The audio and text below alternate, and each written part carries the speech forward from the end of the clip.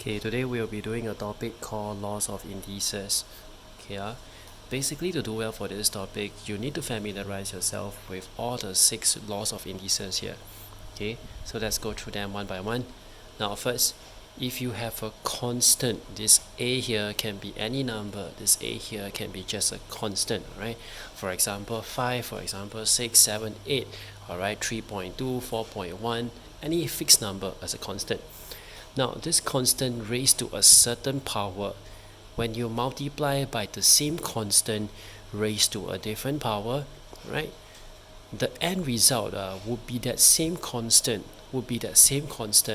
raised to the power of m plus n. Alright, the first powers and the next power you have, you add them together, this will be the first plus second power you have. This is the end result, right? An example here is that, let's say if you have 5 raised to the power of 3, then you multiply to 5 raised to the power of 2, the end result here will become 5 raised to the power of 3. Alright, the first power you raise the 5 to, the second power you raise the 5 to, you add them together, this will be 5 raised to the power of 5. Okay, now second law, so they tell you if you have a raised to the power of n, and if you close it with a closed bracket, outside of the closed bracket you raise the term to another power of m. When you open up this bracket, right, the constant a here you have is only raised to the power of m multiplied by n, right?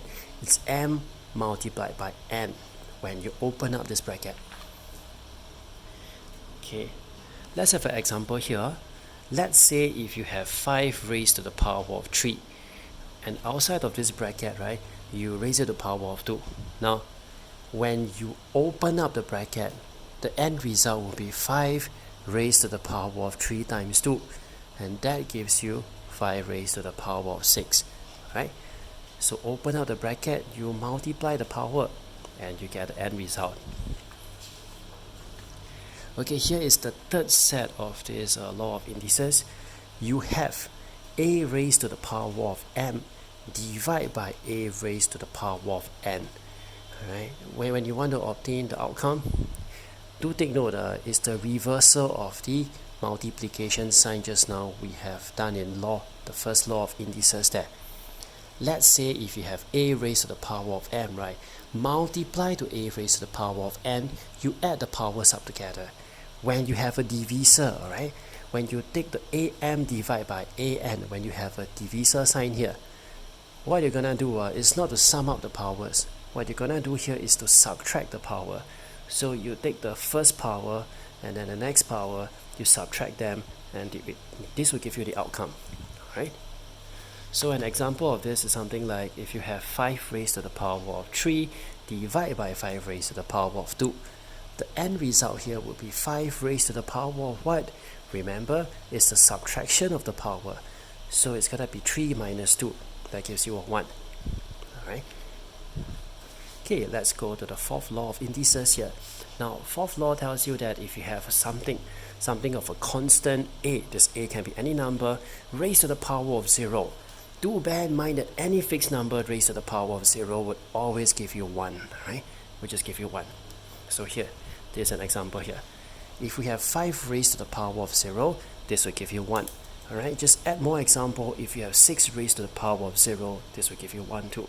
If you have like 8.134 raised to the power of 0, this will give you 1 as well.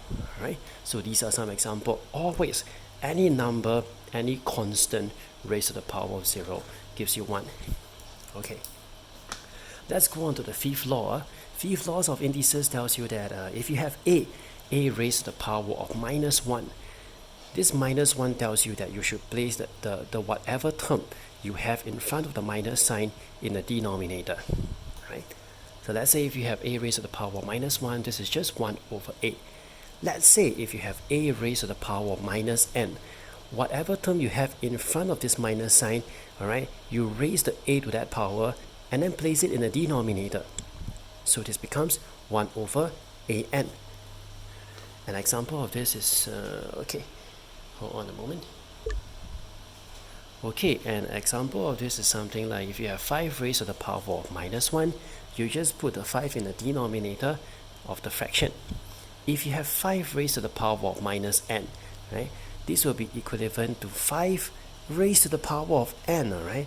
Whatever term that is in front of the minus sign, you raise the 5 to the power, then place the outcome in the denominator, then you take 1 divided by the fraction.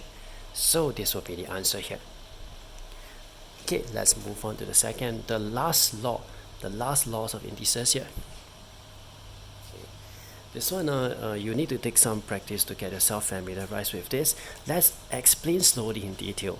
It could be one of the more challenging laws of indices here. Right? Let's say if you have a raised to the power of a certain fraction, alright, the power here or the indices that you raise the constant to is now a fraction. First of all, do remember just now, if we have a raised to the power of a fraction, alright, the denominator that is asking you to take the n root. If you have a denominator as n, alright, you are supposed to take the n root of that a. And when you have the top numerator as a m, you are supposed to take the final outcome of the n root of the a, close it with a bracket, and after that, you take the entire outcome, raise it by the power of m. Okay? Alternatively, you can also do it this way. First, you deal with the top portion, the m here, a raised to the power of m, you have am. Then you consider this to become one whole term on its own. You put a close bracket, and later on you deal with the denominator, the n here. So you take the n root of the outcome of a raised to the power of m. Alright? Both are acceptable ways. So one of the good examples is something like this. Let's say if you have 5 raised to the power of 3 over 2.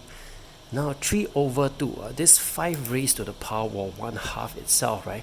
It's already telling you that this is actually a square root of 5. But when you want to raise it to the power of 3 over 2, so this is asking you to actually raise the entire outcome of this 5 raised to the power of 1/2 to the power of 3, right? And that's why you get the outcome like that. Okay. Alternatively, you can deal with the top portion first. So there's a top numerator of the 3/2 fraction, right? So you take 5 raised to the power of 3 first and see this one whole term as an outcome on its own and take the outcome. Then you raise it to the power of 1/2. Right? When you raise this to the power of 1/2, this is telling you that you are taking the square root of the answer of 5 cubed. Alright, so this will be the answer, this will be the expression here.